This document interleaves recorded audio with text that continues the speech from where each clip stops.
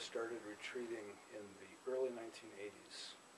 And it retreats by calving icebergs faster than it's flowing. So it's not melting away, it's pushing its ice out into the ocean. And so between 1982 and today, it's retreated about 16 kilometers. This year, between May and August alone, it's retreated about 800 meters.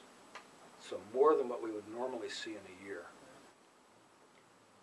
Like many glaciers, it's a big dendritic structure. It's like a tree. It's got branches that all flow down into a central trunk, and then that central trunk flows into an ocean fjord. So it's in this valley that's about 5 kilometers wide and about 30 kilometers long.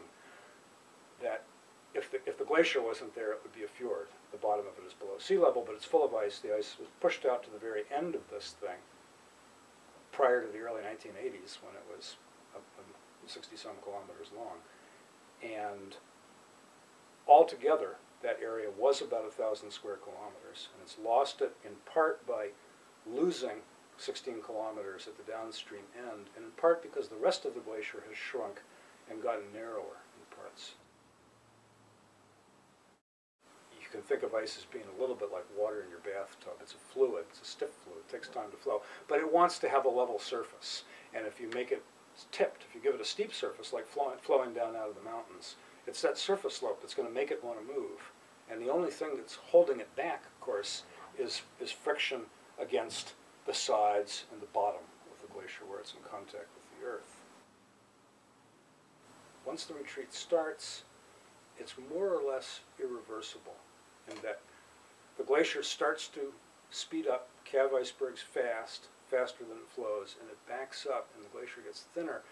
And it's thinning so rapidly that if you have a couple of cold years, and so you have more snowfall or less melt that would normally make a glacier a little bit bigger, it doesn't make any difference for the Columbia Glacier. This retreat can be triggered by climate, by thinning.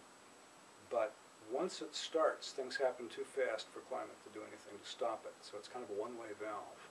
Once you get this process started, it's going to run until it's done, which is the point at which the end of the glacier rises above sea level.